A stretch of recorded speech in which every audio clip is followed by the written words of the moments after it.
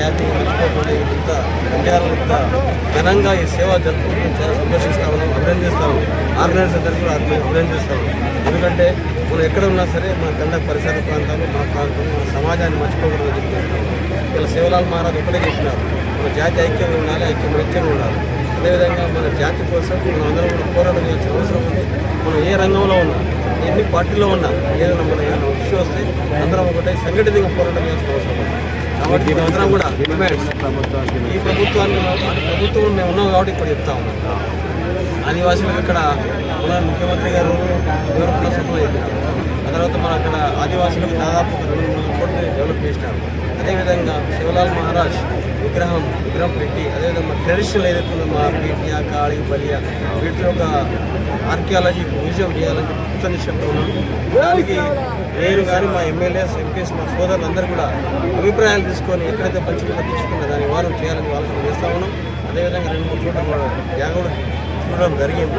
ఏదేమైనా ముఖ్యమంత్రి గారు దీనికి పట్టుదలతో 200 కోట్లు వాళ్ళకి మ్యూజియం ఎక్కడైనా సరే దానికి అయితే మా ప్రాంతంలో ఉన్న మా సోదరులందరూ కూడా ఇక్కడే మనం చేస్తాము. శివలాల్ మహారాజ్ గారిని గుర్తించి గత ప్రభుత్వం అధికారికంగా శివలాల్ మహారాజ్ యొక్క జయంతి కార్యక్రమాల్ని నిర్వహించడం, ఇప్పుడున్న ప్రభుత్వం కూడా శివలాల్ మహారాజ్ గారి యొక్క పేరు మీద ఇవాళ ఒక పెద్ద అక్కడ విగ్రహాన్ని ఏర్పాటు చేయాలని ఒక తలంపు చేసింది. మేము బంజారా సేవా సంఘం తరఫున, మా జాతి తరఫున కోరుతున్నాం. శివలాల్ మహారాజ్ గారి యొక్క పేరు మీద తెలంగాణ రాష్ట్రంలో ఒక యూనివర్సిటీని నెలకొల్పాలని చెప్పి ఈ సందర్భంగా మేము బంజారా వెల్ఫేర్ అసోసియేషన్ విజయపురం తరఫున కోరుతూ డిమాండ్ చేస్తున్నాం. జై శివలాల్. ఈరోజు సంత్ శివలాల్ మహారాజ్ 287వ జయంతి సందర్భంగా ఇక్కడ ఇంజాపూర్ వెల్ఫేర్ అసోసియేషన్ ఆధ్వర్యంలో జరుగుతున్నటువంటి ఈ కార్యక్రమానికి చేసిన పెద్దలందరికీ మరియు ఈ సందర్భంగా నేను ప్రభుత్వానికి కోరేది ఒకటే, బంజారా జాతి ఎంతో కాలంగా వెనుకబడి ఉన్నది కాబట్టి ప్రభుత్వాలు ఇచ్చేటటువంటి సంక్షేమ పథకాలు అవి బంజారా జాతికి నేరుగా చేరే విధంగా చూడాలి. అలాగే గోర్ బోలిని 8th షెడ్యూల్ ప్రకారంగా ఏక్ జాత్ ఏక్ సాత్ ఏక్ బాత్ అనే నినాదం ప్రకారంగా బంజారా భాషను ముందుకు తీసుకురావాలని చెప్పి సందర్భంగా తెలియజేస్తున్నాను.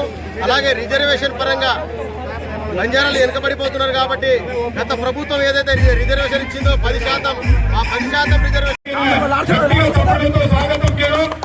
ఈ సందర్భంగా ఆధ్వర్యం ఈ ర్యాలీ స్టార్ట్ చేస్తారని ఈ సందర్భంగా media Injapur Banjara welfare association ఆధ్వర్యంలో శ్రీ సంత్ శివలాల్ మహారాజ్ 287వ జయంతి ఈ కార్యక్రమం ఈరోజు ఈ ఇంజాపూర్ గడ్డ మీద మేము నిర్వహిస్తున్నాము.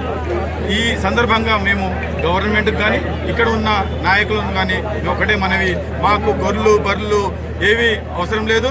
మాకు విద్యను అందించి మంచి కలెక్టర్లు స్థాయిలో, మంచి ఎమ్మెల్యే స్థాయిలో, లేకుంటే మంచి ఇంజనీరింగ్ స్థాయిలో రాణించే విధంగా వాళ్ళకు స్కాలర్షిప్ ఇచ్చి ఎడ్యుకేషన్ పరంగా మమ్మల్ని డెవలప్మెంట్ చేస్తే చాలా గొప్పగా ఉంటుంది. ఈ అవకాశము ఈ గవర్నమెంట్కి ఉంది. ఎందుకంటే మొన్ననే గౌరవ శ్రీ ముఖ్యమంత్రి రేవంత్ రెడ్డి గారు బంజారా భవన్లో శ్రీ సంత్ శివలాల్ మహారాజ్ యొక్క జయంతి సందర్భంగా ఒకటే మాట అన్నాడు, నా దగ్గర పంచడానికి ఏమీ లేదు కానీ మీకు ఎడ్యుకేషన్ పరంగా ప్రతి తండకు ఒక స్కూల్ను ఏర్పాటు చేయడము, అదేవిధంగా ప్రతి గ్రామ పంచాయతీకి భవనం నిర్మాణం గురించి, అదేవిధంగా ఎడ్యుకేషన్ సంబంధించిన ఏదైనా లోన్ ఉన్నా, ఎంత పెద్ద లోన్ ఉన్నా కూడా గవర్నమెంట్ ఇస్తుందని చెప్పడము చాలా గర్వకారణము. ఈ గవర్నమెంట్లో బంజారాల్లో మిత్రులందరూ వాళ్ళకు ధన్యవాదాలు చెప్తున్నాం. ఎందుకంటే ఏదైనా మారుమూల ప్రాంతాల్లో అడవుల్లో ఉండే మా బంజారా జాతి బిడ్డలు ఇలా చదువుకోవాలన్నా కూడా, హైదరాబాద్ చేరుకోవాలన్నా కూడా, వాళ్ళకు విద్య కానీ ఉపాధి కానీ దొరకాలన్నా కూడా హైదరాబాద్ అనేది నడిబొట్టు. కాబట్టి ఈ నడిబొట్టున మాకు ఈ అవకాశము కల్పించాలి. అదేవిధంగా బంజారా భవనం కట్టించాలి. ఇక్కడ దాదాపు 1000 గజాలు ఉన్న మా స్థలంలో శివలాల్ యొక్క మహారాజ్ యొక్క భవనము, అదేవిధంగా టెంపుల్, అదేవిధంగా అందరూ చిన్న కుటుంబాల నుంచి వచ్చిన వాళ్ళు ఉంటారు కాబట్టి వాళ్ళు చిన్న ఫంక్షన్ చేసుకోవడానికి ఒక బంజారా భవన్ నిర్మాణం చేయాలని మనవి చేస్తున్నాను.